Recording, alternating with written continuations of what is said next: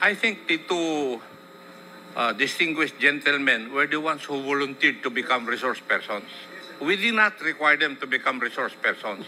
And therefore, when they volunteered to become resource persons, then our rules regarding resource persons must apply. Thank you, Mr. Chair. I agree, Mr. Chair. I hope that is clear to the gentleman from Laguna. No further questions will be entertained by the chair. Mr. Chair, From you, but from Congressman may Abante. I yes. request that if you will be cited in contempt, that I would be arrested in my own room, Mr. Chair. That is I noted. confine my own room. That's my request, Mr. Chair. Thank you, Congressman Abante. Comsec, please take note of the request of Congressman Abante and Congressman Fernandez. Yes. So, now we will now proceed. So with the explanation of the Vice Chairperson, Romy Acop, this representation submit to the decision of this committee. Maraming salamat po. Okay. Thank you, Congressman Fernandez. May we for have our your- oath now, Mr. Chair? Okay. Comsec, please administer the oath of the two distinguished gentlemen, members of the honor of this 19th Congress. Do you swear to tell the truth, the whole truth, and nothing but the truth in this congressional inquiry? So God may help you. Sir, the oath has been administered. Thank you, Comsec. Thank you, Congressman Fernandez and Congressman Abante. Mr. Chairman, I just want to ask for clarification. Why are our two chairmen serving as resource persons to our discussions regarding Colonel Grijaldo? Is it because a certain incident happened? The both Chairman Abante and Chairman Dan Fernandez voluntarily volunteers to be a resource person with regards to the incident. I'd like to invoke my right for self-incrimination, Your Honor. Okay. Although that right is not absolute, Colonel Grijaldo, insofar as those statements were said under oath and minutes of the Senate are public documents. In fact, ang dami pong nakapanood nun. So, we will take your statement as what it is. Yes, Your Honor. Okay. Ngayon, ang nakakabahala po doon sa bahagi po ninyo, Colonel Grijaldo, ay naibahagi po ninyo doon sa statement ninyo na meron pong 2 miyembro ng mababang kapulungan ay di umano ay inudyok ka, kinausap ka, at para pang tinatakot ka na magsabi ng mga bagay tungkol sa issue ng EJK sa Pilipinas. Tama po ba yun? Your Honor, I would like to stand by my statement in the Senate under oath, Your Honor, and I would like to invoke my right for self-incrimination, Your Honor. Okay, but you have already stated your statement. So, Comsec, meron po ba tayong kopya nung affidavit ni Colonel Grijaldo? Your Honor, I apologize, we have not secured a copy of... But I think the very resourceful Chairman Acop will allow me to...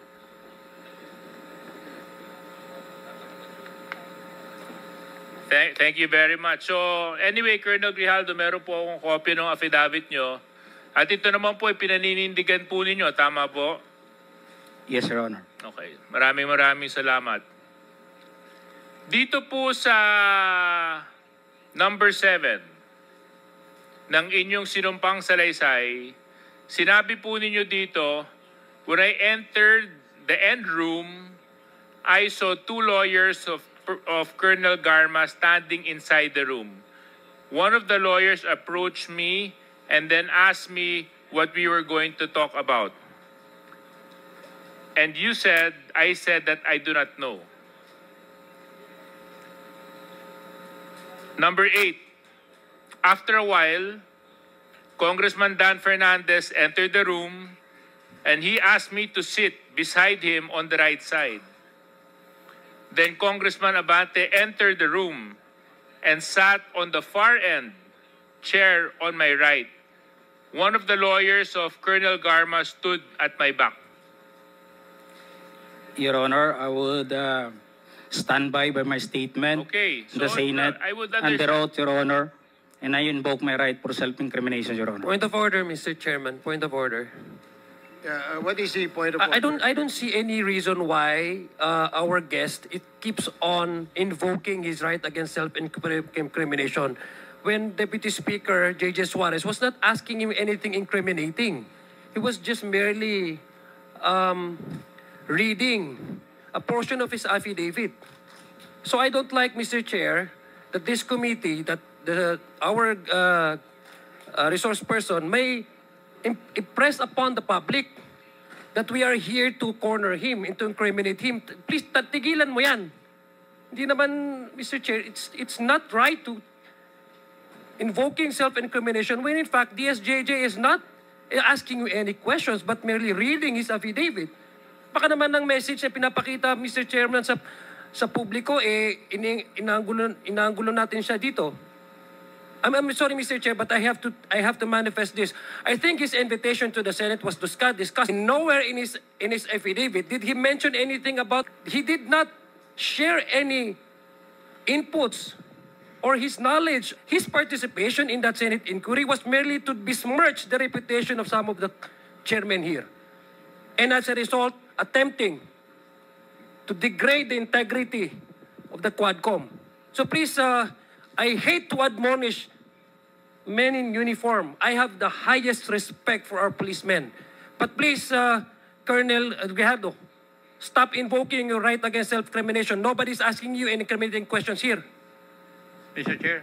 And Mr. Chairman, along the line of Congressman Adjong, I don't think it's incriminating because number one, sinumpang salaysay niya po ito eh. Pirmado niya po ito eh. So how can he incriminate himself when he actually signed this affidavit? And this is a public document, Mr. Chair. So if our resource person is invoking this right to self-incrimination, I think that is out of order. Okay. I'd like to remind the resource person that the questions being asked of you are the statements you made in your affidavit. And the questions that DSJJ is asking is whether you confirm those statements that you stipulated in your affidavit. Dahil affidavit, pinirmahan mo yun, there's nothing incriminating no, dun sa tanong ni Congressman J.J. Suarez. So please, answer appropriately the questions being asked by the members. Congressman Acop? Mr. Chair, may we ask the resource person the basis why he's invoking his right against self-incrimination? Yeah, please answer. What is the basis of you invoking the right against self-incrimination?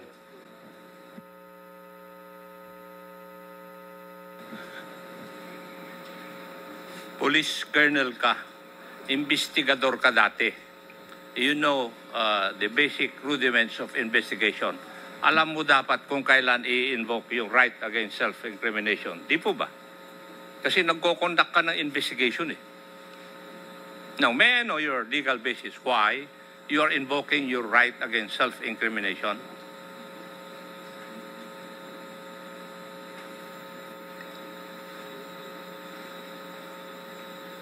Mr. Chair, if he cannot provide any basis, I think I agree with the Honorable Adjong that he should not invoke that right. Thank you, Mr. Chair. Thank you. I share the sentiment of Congressman Acop. If indeed the resource person cannot explain to this committee why he is invoking his right against self-incriminations in reply or in response to the questions raised by DSJJ Suarez, then I would agree that the gentleman the gentleman is out of order. And perhaps, do you have a lawyer with you, Colonel Grijaldo? Nandito, may abogado ka ba? Would you like? Wala po, Your Honor. Do you want us to provide you a lawyer? No, Your Honor. Because your lawyer or lawyers that we can provide you will assist you on telling you what your rights are in this committee hearing. So, gusto mo ba mag-provide kami ng abogado? No, Your Honor. So, you will answer and reply to the questions of the members. Now, DSJJ? Yes, Mr. Chair, maybe another opportunity we can provide to the resource person. Colonel Grijaldo, kung kayo po ay hindi komportable, dahil nga maraming nanonood at nasa publiko po ang hearing na ito, would you want or would you request for an executive session so that you can divulge the details and the truthfulness to the affidavit that you executed in the Senate hearing? No, Your Honor. Okay, so therefore we can proceed, Mr. Chair. Please proceed. So, Colonel Grijaldo, matanong ko lang po, ano po ang nag-udyok sa'yo para i-execute tong affidavit na ito? Just I have said, Your Honor, during my opening statement in the Senate, it was Tuesday. We have a hearing here on Tuesday, and we ended up on the Wednesday on the event of the Typhoon Christine. And as I have said, I go back to my home, and dinibdib ko po yung nangyari sa akin, Your Honor. And I never told this to my wife that time for 2 days. Until such time on the Friday, I was informed by the PIHAW that I'll be attending a Senate hearing. So, naisabi ko dun sa asawa ko, Your Honor. And nag-a-argue pa kami kasi ayaw niya. Ako kasi gusto ko na may sabi. And sabi ko, we have to go on a Sunday Mass, and we need wisdom for this para mabigyan din tayo ng lakas ng loob para ma-resolve natin sa tayo kasi tayo nag-aaway. Nagkaka-problema. Hindi na rin kami nag-aano nun eh. So on the Sunday, it was on the gospel. Sabi ko, pakinggan natin kung ano man yung masabi ng gospel sa atin that day. And it was a great enlightenment and a wisdom na binigay sa akin, Your Honor. The gospel said that it's not all about the crown, but it is about the cross. It is not about the honor, but it's about the sacrifice. It's not being the first, but being the last. It's not being the great, but being the servant. Sabi ko sa asawa ko, bakit naibigay sa atin to? We have to, and to sum up that, Your Honor, ang sinabi nung pare, sabi niya,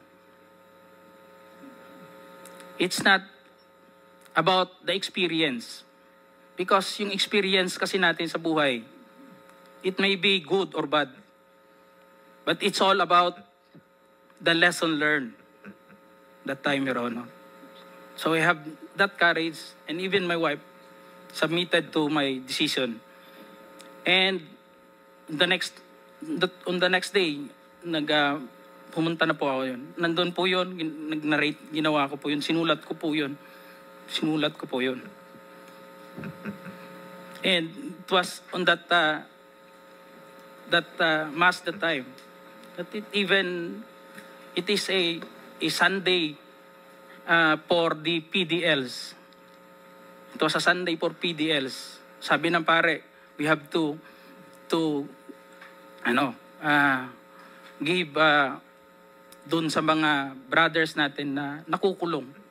Hindi ko nga akalain na I would be the one also to experience that nung sinabi ng pare. So, that's all, Your Honor. That is all that happened, Your Honor.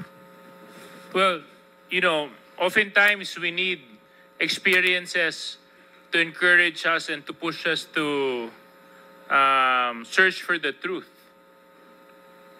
So I hope this hearing is one of those experiences for you, Colonel Grijaldo. Dahil ang layunin lang naman po natin dito ay hanapin gaano man kahirap ang katotohanan. Yun lang naman po ang hangarin natin. Wala nang iba.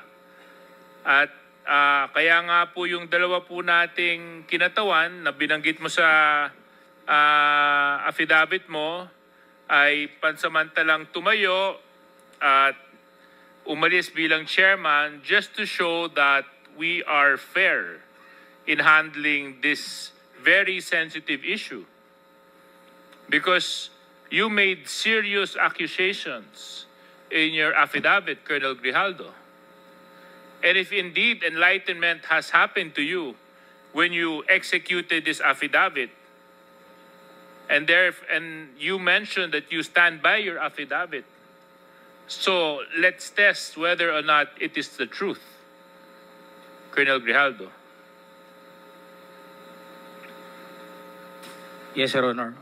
As I have said, I will stand by. I am humbled by my experience, Your Honor. I'm sure you're humble. But Mr. Colonel Grijaldo, I will stand by with my statement. You have to understand one thing. The Senate, Your Honor. You have to understand and I would like to invoke my right to self-incrimination, Your Honor. But you have to understand one thing, Colonel Grijaldo. Okay lang po yun kung para sa'yo. Ang problema ho, ang dami mong dinamay eh. Kung para sa'yo lang yun, hindi sana natin gagawing issue to eh. Ngunit ang idinamay mo dito ay mga taong walang kinalaman o mga inosente. Paano naman po sila? Paano naman po yung mga karapatan nila? Paano naman po yung boses nila? Paano naman yung katotohanan nila? Hindi pa po natin sila pahahalagahan dahil panghahawakan lang natin yung sinabi mong enlightenment mo? But they have their own rights too, Colonel Grijaldo. So, Colonel Grijaldo, siguro wag na tayong paligoy-ligoy pa. With the permission of Mr. Chairman, Colonel Grijaldo, you made some serious accusations here. In fact, so serious that it was even carried by our media news for almost a week, 2 weeks. And because of your accusations, you've tarnished the very reputation and integrity of the committee and the House of Representatives. Things that I will not allow dahil ito pong posisyon na inuupuan namin, ay ito po ay posisyon ng tiwala na ipinagkaloob sa amin ng taong nagtitiwala sa amin. At kailanman hindi ako papayag na may mga tao na magdudungis at magtatapon ng kasinungalingan para sirain ang integridad ng trabaho ng House of Representatives at syempre ng komitibang ito. So Colonel Grijaldo, sinabi mo po dito sa inyong sinumpang salaysay that you were persuaded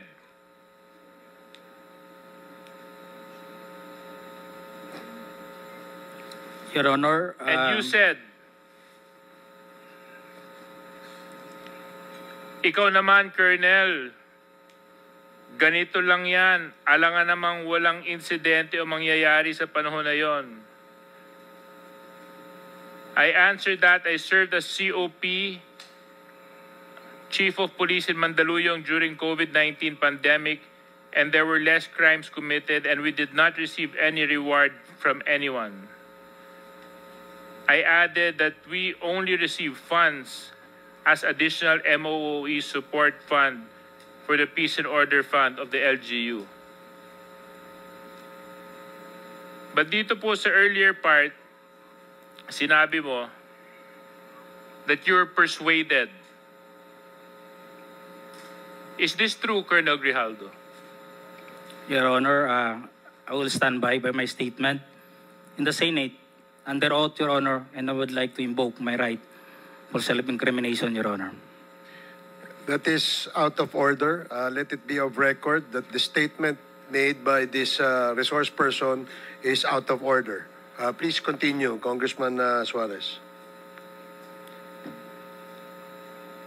Number 17, sinabi nyo dito, I then respectfully told Congressman Dan Fernandez that anyone can debunk my statement if I confirm the testimony of Colonel Garma about DDS in 1999. Since I was not a member of the PNP at that time and I have no knowledge as to the reward system, additionally, I said that the work of policemen are noble that requires great sacrifice even without reward or award. It is our moral obligation and a call of duty to serve our country and our people. If I may continue, Colonel Grijaldo.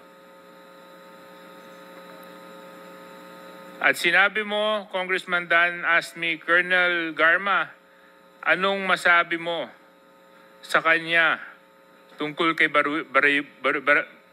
Barayuga? I politely told him I cannot comment on the case when I respectfully answered him, Sir, mahirap yan. Kasama kami sa nag-iimbestiga at hindi ko alam kung anong kinalaman niya at may investigasyon din kami, baka ma-incriminate ako, sir. Tama po ba ito, Colonel Grijaldo? Your Honor, Yes or no lang po, ah. I will stand by my statement in the Senate under oath, Your Honor, and I would like to invoke Mr. my Chair, right again. for self-incrimination, Mr. Chair. Your Honor. Again, the resource person is out of order, Mr. and Chair. let it be of record that he is continuously disrespecting this committee by refusing to answer appropriately to the questions propounded by the member. Alam mo, Colonel, if I may, DSJJ, binibigyan ka namin ng pagkakataon dito eh. Noong nasa Senado ka, ang tapang-tapang mo eh. Bakit dito ay mo magtapang ka rito? Ipakita mo yung the same candor, the same tapang na pinakita mo doon. Di ba? Bakit hindi mo gawin yan dito ngayon? Nagtatago ka sa likod ng right against self-incrimination eh. Tinatanong sa'yo, relevant question. Matapang ka lang doon sa Senado kasi may kakampi ka. Dito ka magpakita ng tapang mo. Hindi yung nandoon ka lang. Alam mo, ang mahirap kasi sa'yo, gusto lang nating malaman ang katotohanan sa likod nito. Ang dami mo ng ginawa eh. Dinamay mo pa yung mga kasama na, hindi dahil sa kasama namin sila, kundi hindi tama ang nangyari at ginawa mo. You are trying to besmirch the reputation of this committee. Itong committee ito, hindi ito gawa-gawa lamang. Ito'y pinapayagan ng ating saligang batas. Ito'y pinapayagan at pinayagan ng 300 mahigit na membro ng Kongreso na kung saan ay merong mandato ng taong bayan. Kaya wag mong pastusin ito. Yung tapang mo, nawawala eh. Tawagin mo yung kakampi mo. Ang hirap, alam mo, Colonel, nag-imbento ka ng kwento. And then you speak about honor. And then you speak about the gospel of that was given to you by a priest. Talking about honor. And which, alam mo ba kung bakit mayroong honor? Pag hindi ka sinungaling, may honor ka. As simple as that. You're a police officer and you should have Ang ano kasi, yun ang ano dito eh. Anyway, DSJJ, you can Well, continue. I totally understand the frustration of our chairman. In fact, it is the same place where I'm extracting my frustration from. No?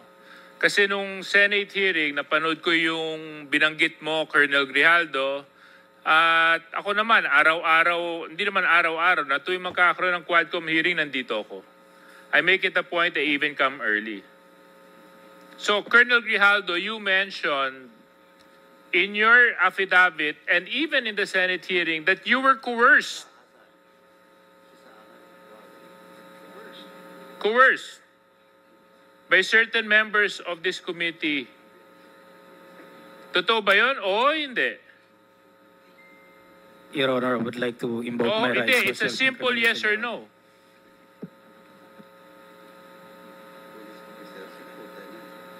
Mr. Chairman. Yes or no? Yes or no? Yun lang po yun. Sabi mo, truth, di ba? Your Honor, Sabi I would mo, like to invoke my enlightenment, right di ba? to self-incrimination, Your Di ba Honor. sinabi mo, gospel truth, di ba? When you talk of God, there's only right and wrong. There's nothing in between. You want to talk about honor, Colonel Grijaldo? Kung gusto mo, Colonel Grijaldo, mag-usap tayo tungkol sa integridad ng isang tao, eh ang pagsabi ng katotohanan is the simplest way to show honor. Na hindi ka nagtatago at hindi ka nagsisinungaling. Kasi we're talking about serious issues here, Colonel Grijaldo. Buhay ng Pilipino ang pinag-uusapan natin dito. So, Colonel Grijaldo, babalikan ko lang. Totoo ba? O hindi? Na merong pumilit sa iyo na magsalita na hindi naaayon sa katotohanan dito sa Quadcom? Your Honor, I would like to invoke my right for self-incrimination, Your Honor. Mr. Chair, point of order. What is the point of order, Congressman Ako? The resource person has not answered my question a while ago, and he's still invoking his right against self-incrimination, which is improper. Even the Supreme Court decisions say so. You're just telling me your ignorance of the law. You cannot invoke your right against self-incrimination. Tell me if you have a criminal case against you regarding this issue. Galing ako sa serbisyo, iho, pero nakakahiya ka. Thank you, Mr. Chair. Pag ako na magtatanong, Thank you. sasagot ka. Dahil isasite kita in contempt again. Thank you, Congressman Sir Chair. Ako. Sir Chair, just I'm a quick surprised why he became an officer. Yes, just are you want done? to- Are you done, DSJJ?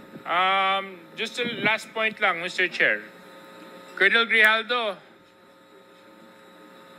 sa maraming pagkakataon na inimbitahan ka ng Quadcom, pagkatapos mo magsalita sa Senate, hindi ka nagpakita. At ang dinadahilan mo ay meron kang left shoulder injury. Tama po ba yon? Yes, Your Honor. Was that incriminating, Colonel Grijaldo?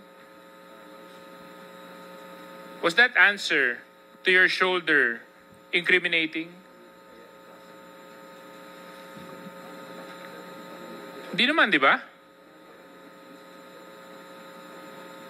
Ang dinadahilan nyo, kaya hindi kayo nakakadalo, dahil maya't maya po kayo ipinapasok sa Pasig Hospital dahil nag-undergo po kayo ng therapy sa inyong kaliwang balikat. Tama po ba yon, Colonel Grijaldo? I have my left shoulder operation, Your Honor.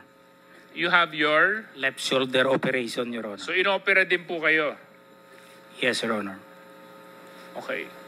Tapos, Colonel Grijaldo, ang nakakapagtaka po, yung ilan sa mga pinadala nyo pong mga dahilan kung bakit hindi po kayo makakadalo ay nanggaling sa isang klinika na matatagpuan sa isang mall.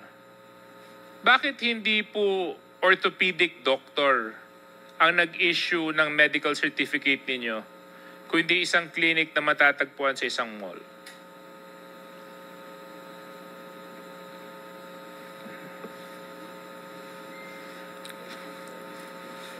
The doctor who operated me, Your Honor, is a professional, Your Honor. I'm not asking you whether or not your doctor is a professional. I hope he's a professional. Yes, Your Honor. Because if he wasn't a professional, then may God be with you because he conducted surgery on you. Yes, Your Honor. So thank God he's a professional. But Yes, I'm not Your Honor. asking the qualifications of your surgeon. I'm asking kung sa sobrang laki ng dinadala mong problema sa inyong kaliwang balikat at kinailangan po itong operahan, bakit isang klinika sa isang mall ang nag-issue ng medical certificate mo at hindi isang orthopedic surgeon? That is not a clinic, Your Honor. It is a hospital, Pasig Hospital, that responsible in giving the medical certificate, Your Honor. I suggest, Colonel Grijaldo, you refresh your memory. Kasi yung isa sa mga una mong pinadala sa amin ay nung amin pong sinearch yung address, mall po ang location niya. So again, Colonel Grijaldo, I'm asking you, it's not too hard. Sasabi lang po kayo ng katotohanan. Kayo po ba nung panahon yun ay umiiwas dito dahil nakapagsalita kayo sa Senado? Colonel Grijaldo? No, Your Honor. It is a necessary, Your Honor, to have my operation, Your Honor. Kasi kung hindi And po I kayo... am suffering a pain on that time, Your Honor. Oh. Because this happened during my cadetship, Your Honor. And during that time, there were no operation being conducted na nangyari at kumikirot po talaga to, Your Honor. And I have no reason to escape or to not going to this honorable Quadcom committee, Your Honor, because I was able to attend 4 Quadcom hearing, Your Honor, and I was already giving my statement, Your Honor. Opo. Yes, you were attending. In fact, I would see you in the back. Kaya nga nagulat ako nung nakapagsalita ka ng mga hindi makatarungang mga statements at nakapagbitaw ka sa Senado nung nagkaroon ng hearing doon. Nagulat na lang po ako pagkatapos niyo po magsalita doon, bigla na lang po naging unavailable na kayo. Bigla na lang sumakit ang balikat ninyo. At bigla na lang kinailangan na maoperahan ang balikat ninyo. It may, Your Honor, it will incur considerable amount, Your Honor, for the payment of the operation. And I'm still contemplating to find money for that operation, Your Honor. And I was been confined on that hospital. The option was given was to relieve the pain, was only to have therapy. And I asked the doctor for that period na hindi pa ako maka-attend na sabi ko, i-therapy lang muna, Doc. Then, kung makapag-produce na ako ng considerable amount for the payment of the operation, alam mo, Colonel Grijaldo, I will submit for an operation, Your Honor. Kayo po ay isang police officer. Kung nandito lang sana si Congressman P.M. Vargas, sasabihin niya po sa iyo, papakita niya yung 2 tornilyo niya sa balikat niya. At sinabi niya, pagkatapos po ng operahan siya at lagyan ng tornilyo sa balikat, kinabukasan nagtrabaho na po siya. Kaya yung sinasabi po ninyong konting dislocation at konting operation at naging dahilan para hindi po di po mag-attend sa mga Quadcom hearings, medyo nakakapagtaka po yun.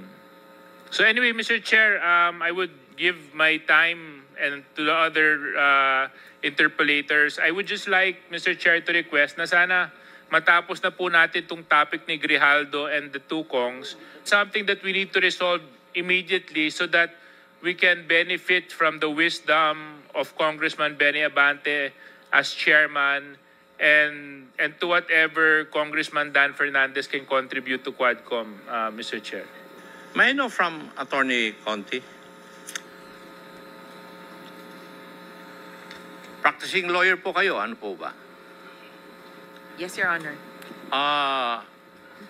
If I remember it right, lawyers are supposed to be officers of the court. Yes, Your Honor. And they are governed by canons of legal ethics. Yes, Your Honor. The Iba na yata ang pangalan ngayon. Code of Professional Responsibility Yes. and Accountability. And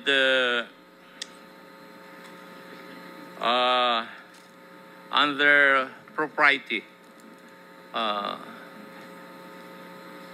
a lawyer shall at all times act with propriety and maintain the appearance of propriety in personal and professional dealings, observe honesty, respect, and courtesy, and uphold the dignity of the legal profession consistent with the highest standards of ethical behavior. I believe that would be Yes, sir. substantially correct, Your Yes, Honor. ma'am. Section 5 under Canon of Legal Ethics 2, observance of fairness and obedience. A lawyer shall, in every personal and professional engagement, insist on the observance of the principles of fairness and obedience to the law. Yes, Your Honor. Kindly remember that, Colonel Grijaldo. Hindi. Kaya nga, kaya ko pinatatandaan sa kanya dahil may mga katanungan ako doon eh. Anyway, may I ask the page, Comsec, or could you please show this to Colonel Grijaldo, if this is his affidavit submitted to the Senate? Was this or is this the affidavit that you submitted to the Senate, Colonel Grijaldo? Yes, Your Honor. Yes. And in your answer to the Honorable D.S. Suarez a while ago, you stated under oath that you stand by the truthfulness of your statements here in this affidavit. Tama po? Yes, Your Honor. Yes. And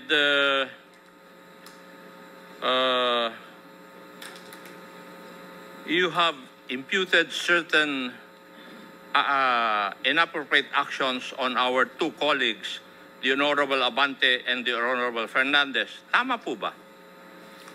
Your Honor, I will stand by my statement in the Senate under oath, That is and I not would an like to invoke appropriate- my right to self-incrimination, Your That Honor. is not an appropriate answer to my question. Ang tinatanong ko po is, dito sa mga statements mo na ito, you have imputed inappropriate actions by the Honorable Abante and the Honorable Fernandez. Would that be correct? Yes or no? Your Honor, I stand by my statement given at the Senate under oath, Your Honor, and I'll invoke my right for self-incrimination, Your Honor. Okay. May I ask the Honorable Abante and the Honorable Fernandez? Ngayon ako makaganti, Mr. Chairman. And if I may, let me remind the two congressmen that you are under oath. In the statement or sworn statement of Colonel Grijaldo,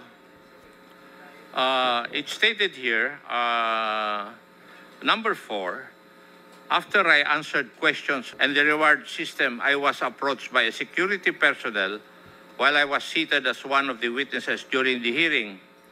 The said person told me that I was being summoned by Congressman Dan Fernandez. The Honorable Fernandez, do you agree to this statement? Yes, Your Honor. Okay.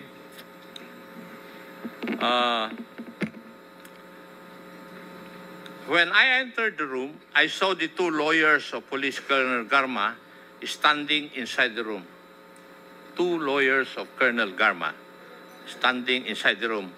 One of the lawyers approached me, then asked me what we were going to talk about. I said that I do not know. May I ask the Honorable Abante and Fernandez if there were really the presence of the two lawyers of Colonel Garma were present? Yes, Chairman Akop, yes. The Honorable Abante, do you agree with Honorable Fernandez? He's talking to somebody, Mr. Chairman. Maybe you can cite him in contempt.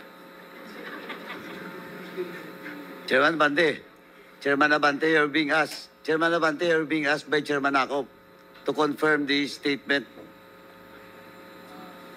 Do you agree with the statement of Colonel Grijaldo that there were two lawyers of Attorney Garma present when you talked with Colonel Grijaldo in a room? Yes, yes, Your Honor. There were two lawyers present. Thank you, Your Honor. According to the affidavit of Colonel Grijaldo, the Honorable Fernandez asked Colonel Grijaldo to sit beside him, and you entered the room and sat on the far end chair on the right. And one of the lawyers of Colonel Garma stood near the back of Colonel Grijaldo. Would that be correct? Ako yung unang dumating, Mr. Chairman. If I remember it right, nung dumating po ako, nakaupo na po siya. Okay. So, nakaupo na siya? Yes, Your Honor. Okay. The Honorable Abante? Yes, it was a small room, no? Doon lang sa corner na yan. And so, malapit din kami sa isa. We're just near to each other. In fact, Mr. Chair, I'd like to say na when I talked to him before he came in the room, was that because it was Colonel Garma that said that Colonel Grijaldo knows a lot. He knows a lot about this thing. So, sabi ko, sige, total, normal naman yung vetting na ginagawa natin, kinakausap natin. So, we talked to him and sinabi ko kay Colonel Garma, can he corroborate your statement? Ang sabi ni Colonel Garma, yes eh. So, kinausap namin. Your Honors, pasensya na po kayo kasi hindi naman sumasagot kasi sa mga tanong ko si Colonel Grijaldo. Kaya kayo po ang tatanungin ko na muna. Mr. Chair, if I be allowed. The resource person is not allowed to ask questions. No, I'm not asking questions, Mr. Chairman. I will be answering in relation to the answer of Congressman. So you are replying to the question raised by Yes, Mr. Chairman. Please proceed. Well, ang totoo po kasi noon, yung pong dalawang lawyer ni Colonel Garma, sila po talaga yung nag-approach sa amin.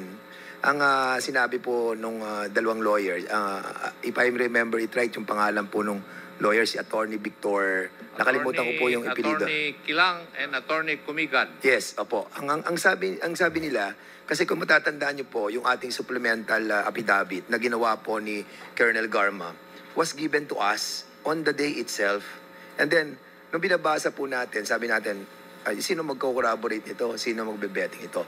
Lumapit po yung dalawang lawyer. At ang sabi, kung pwedeng kausapin si Colonel Grijaldo. Dahil si Colonel Garma ay very close daw kay Colonel Grijaldo. At siya makakapag-bet sa mga nakalagay doon sa supplemental affidavit. So, ang sabi ko naman kay Attorney Victor, tama-tama, andyan si Grijaldo, andyan sa likod.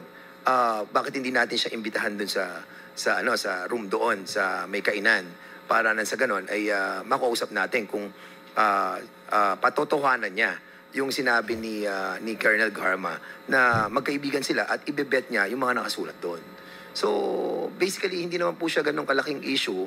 As a matter of fact, Mr. Chairman, hindi nga tayo ang nag-initiate eh. Sila pa yung nag-initiate sa atin na kausapin si Colonel Grijaldo, which which I did together with, nagkataon po kami ni Chairman Abante during that time. Magkalapit kami doon. Sabi ko, pare, sumama ka na sa akin. Kaya sa sumunod. Kaya nagulat na lamang po kami that biglang nagkaroon po ng ganong istorya. But nevertheless, Mr. Chairman, yun po yung nangyari doon. At nung pumasok po ako sa loob, nauna po ako kay Chairman Abante ng konti lang. And then, sinabi ko sa kanya, Colonel Grijaldo, ito yung mga nakasulat dito sa affidavit. Sabi ko dito sa paragraph, hindi ko matandaan, 17 ata o something na gano'n. Ito ba, mapapatotohanan mo na sinabi ni Colonel Garma. Ang sabi niya, wala po akong alam dyan. Yung ibang dito, ibang mga sinabi ni Colonel Garma. Kasi sabi niya, kaibigan kanya eh. So, basically, doon po umikot yung aming usapan. Siguro maabot po yun ng mga less than 10 or 15 minutes. And then, nung sinabi niya talaga wala siyang alam, di lumabas na po kami. And the CCTV can prove na talagang hindi po kami nagtagal sa loob. At the same time po, pag tinignan niyo po yung kwarto dyan, kahit puntahan po natin lahat, napakaliit po ng kwarto. At sa labas po ng kwarto, marami pong mga tao nandun. So kung nagkaroon po ng coercion, nagkaroon po ng harassment, nagkaroon po ng forceful force galing po sa amin, I think malalaman po ng mga tao nandyan. And even the CCTV, nung lumabas po siya dyan sa ng pintuan niyan, makikita po natin na yung itsura niya, hindi naman po siya mukhang na-coerce eh. Mukhang masayang-masaya pa nga po siya. Kaya, I think, Mr. Chairman, yung pong accusation sa atin, na malayan yung ating pong committee and the two chairman, masyado pong unfair. But of course, binibigyan pa rin po natin siya ng pagkakataon na liwanagin po yung mga pangyayari. Kaya, andito po tayo at binibigyan po natin ng patas na pagdinig. Marami pong salamat sa pagkakataon. Mr. Chair, pwede maidagdag to? With, yes, Congressman Abante, with the indulgence of Congressman Ako, please. Yeah. At the back of my mind, masaya pa nga ako sapagkat nabanggit sa akin ni Colonel Garma na ito talagang close siya rito, classmate niya, at talagang kakampihan siya nito. Nagulat na lang kami na gano'n ang sagot niya. So, nung bang sinabi ni Colonel Garma yun, magkasama na kayo ni Congressman Dan? Hindi, ako hindi ko nakausap si Colonel Garma. Ako ang kumusta sa kanya, hindi niya nakausap. Ako mismo kumusta sa kanya. At sino ang nakarinig na sinabi ni Colonel Garma sa inyo yan, na Congressman? Palagay ko walang nakarinig sapagkat in confidence sinabi niya sa akin eh.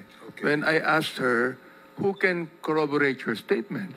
Binanggit niya yung pangalan ni Colonel Grijaldo. Natuwa naman ako sapagkat very close daw sila, classmate niya, at talagang kakampihan siya nito. All of a sudden,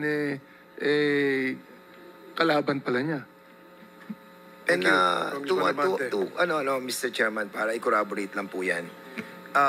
If you remember it right, no, nung na-interview po tayo sa, I think, Bilyonaryo News Channel, nabanggit po natin doon na nakasama po natin siya sa isang pagpupulong doon po sa BGC sa Ascot Hotel, na kung saan nakiusap po sila Colonel Garma during that time. And during that time, we were shocked, ikaw, saka ako, Mr. Chair, na nakita natin si Colonel Grijaldo doon. And that's the reason, nang kinausap ako ng abogado doon, na sinabi sa akin na si Colonel Grijaldo at si Colonel Garma ay close, naniwala ako. Because na-meet na po natin siya during that time. And remember, na kayo pa po nagbayad ng dinner. That was 9,000 plus po. Kaya sinasabi ko po to, Mr. Chairman, because we wanted to ferret out the truth. And by doing that, we are initiating some form of talks with those who wanted to speak in this committee. Dahil nga, nagbe-betting po tayo eh. At yun po yung ating ginagawa sa kongresong ito. Kaya, nakakalungkot lang na ang isang opisyal na naging isang batalyon commander ng isang rehiyon ay ganito po yung kanyang treatment sa committee ito. But I cannot blame this person. If there is a big person behind him, then totally we cannot blame him. But prudence dictates na dapat po ay sarili niya, manindigan siya sa sarili niya at hindi siya matako sa kaninuman tao. Maraming salamat po. Thank you, Congressman Fernandez. Please proceed, continue, Congressman Akop. Thank you, Mr. Chair. Also in the sworn statement, Kong Dan Fernandez put the paper he was holding on the table and told me, ito ang sasabihin mo sa statement na ito. While pointing to a paragraph on the paper, ito ang second supplemental affidavit ni Colonel Garba. Sabihin mong alam mo ang reward system, i-confirm mo lang. Would this be true, Honorable Fernandez? Po ganyan ang pagkakasabi ko. A while ago, I was testifying in this honorable committee that itinuro ko po, yan, Colonel Grijaldo, ito. Yan, mapapatotohanan mo ba na totoo itong sinabi ni Colonel Garma? Sabi niya, hindi ho, wala ho. Right away. Actually, parang hindi pa nga niya nababasa, parang umihindi na po siya. So, nilipat ko sa kabila. Sabi ko, itong mga ibang nandito, yan, hindi po yan kasi andun po ako sa Davao noong 2000, wala pa ho ako dyan during that time. So, yun lang po yung mga sitwasyon na nasabi ko sa kanya about dun sa supplemental affidavit. Actually, Mr. Chairman, sa una pa lang nararamdaman ko na hindi niya po i-confirm yung mga sinabi ni Colonel Garma. Actually, hindi ko na pinursu. Basically po, yung usapan, parang naging light na lang po yung moment ng usapan. At magmamanifest po yun, yung light moment na usapan namin. Because nung lumabas po siya, masaya siya. And we can even show yung CCTV na hawak po natin ngayon, na makikita natin that wala po sa facial expression niya na he was harassed. Comsec? Sir. Yung sinasabi ni Honorable Fernandez na video clip, we have a copy. Comsec floor, do you have a video? PM. O yan. Colonel Grijaldo enters the holding room. At 7:59 p.m., Attorney Emericio Kilang enters.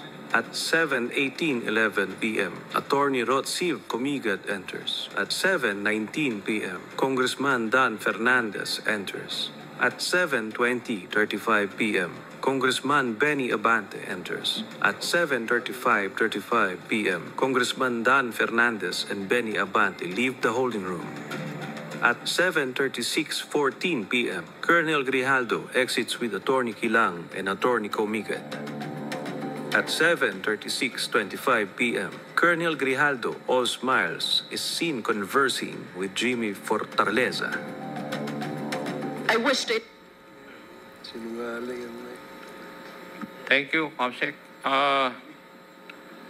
Yun pong kay Honorable Abante naman, paragraph 14 of the affidavit. Kong Abante asked me how many years do I still have with the PNP. I answered I still have 4 years before retirement. Then he made the remark, pwede ka pang maging general. I humbly responded to him, masaya na ako sa rango ko, sir. Pagkatapos nito, uuwi na lang ako at magtatanim na lang ako ng kamote sa amin. Mr. Chair, I cannot recall, no? Pero kung yan man, nasabi ko, ako ba'y, meron ba akong karapatan na i-promote siya? Sapagkat sinabi niya ron, gusto ko siyang ipapromote. Anong karapatan ko para i-promote siya? Para lang siya magsabi ng gusto kong sabihin niya.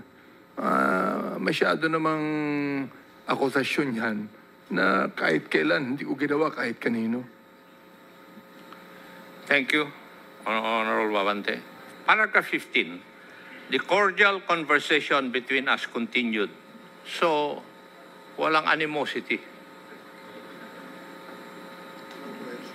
Would you agree with that, Your Honors?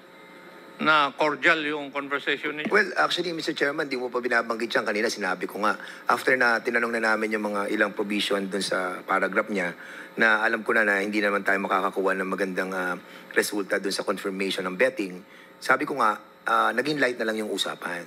Hindi ko na alam kung ano mga napag-usapan.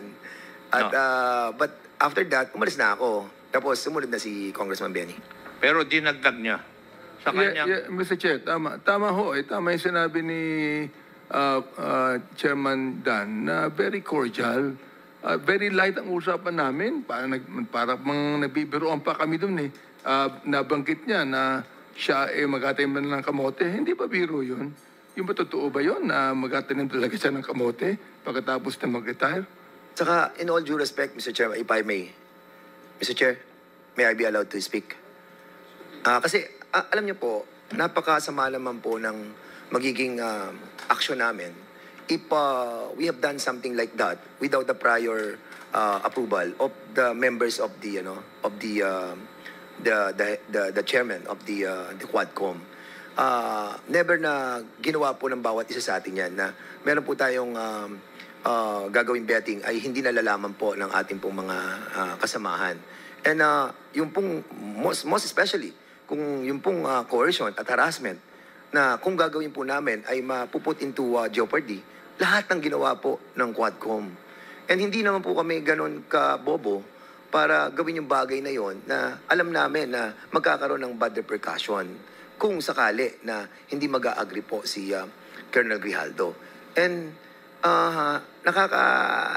well, ako kasi medyo basically nasaktan po ako doon kasi nga I was expecting that Colonel Garma through sa mga lawyers niya na binanggit na hindi, si Colonel Grijaldo was my parang kasakasamahan na niya before and were very close.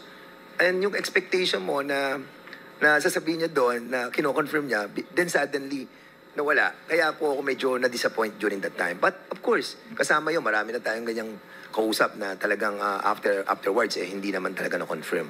But yun na nga, nagpapasalamat po ako sa committee na to na nabigyan po tayo ng pagkakataon para liwanagin tong issue na talagang nahirapan po tayo dahil sa hindi po pag-attend ni Colonel Grijaldo.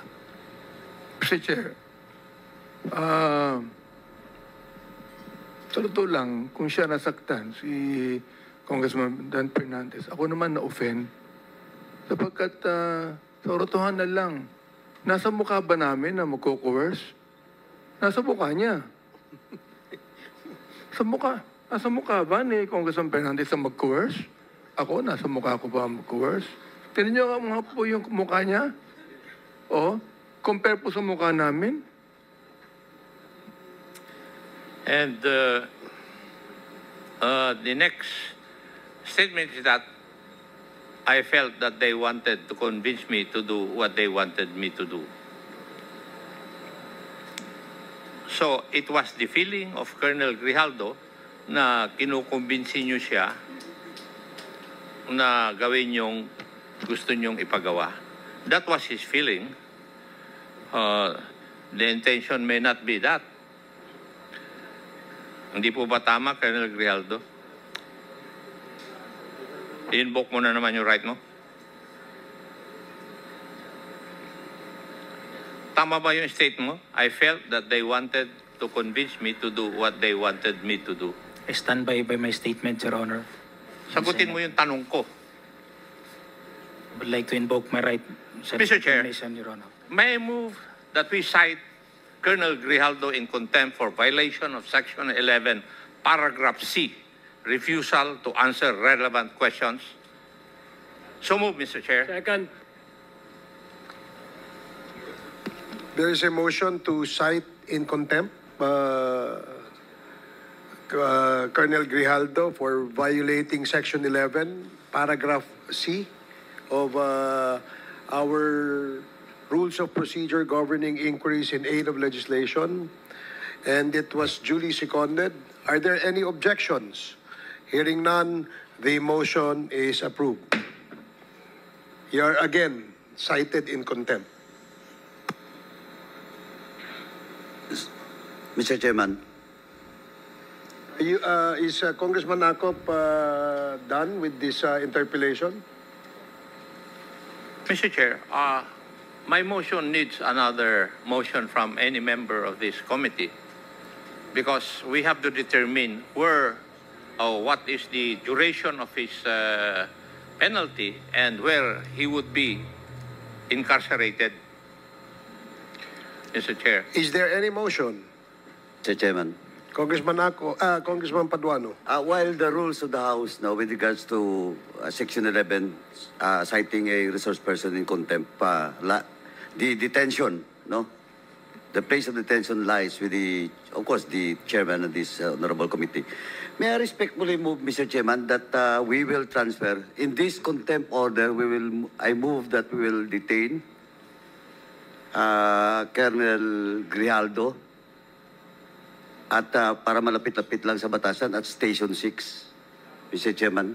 So move, Mr. Chairman. Are you referring to Station 6 of the Quezon City, Mr. Chairman. Dito lang yan sa batasan eh. Okay, So so move, Mr. Chairman. there is a motion to transfer the detention of Colonel Grijaldo to Station 6 of the Quezon City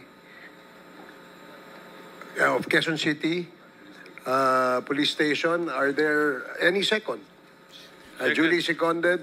Any objections? Hearing none, the motion is approved.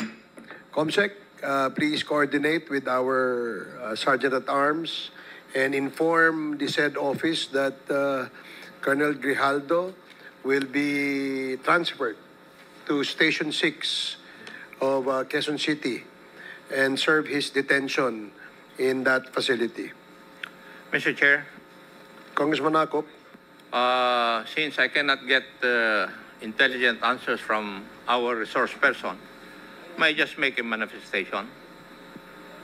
The reason why I asked Attorney Conti about the canons of legal ethics, that we have in our possession a joint statement from the law office of Attorney Emerito B. Kilang, from the Kumigad law offices. And in this joint statement of the two lawyers, they debunk all the claims of Colonel Grijaldo. And lawyers are supposed to observe the canons of legal ethics, as I have stated in my interpellation of Attorney Conti. And that is the reason why I asked Attorney Conti about the canons of legal ethics. So, it is the word of Colonel Grijaldo alone versus the words of two honorable congressmen and attested to by two lawyers, the lawyers of one of our resource persons, Attorney Garma. The other manifestation I want to make, Mr. Chair, is that in 4 instances where we invited Colonel Grijaldo, he has refused to attend. Ang timing po niya ng pagka-confine niya, every time na meron tayong hearing, if you look at the calendar of events. Kaya sinasadya niya na magpa-confine para hindi siya maka-attend ng hearing. Marami pong salamat, Mr. Chair. Sir Chair. Thank you, Congressman Akop.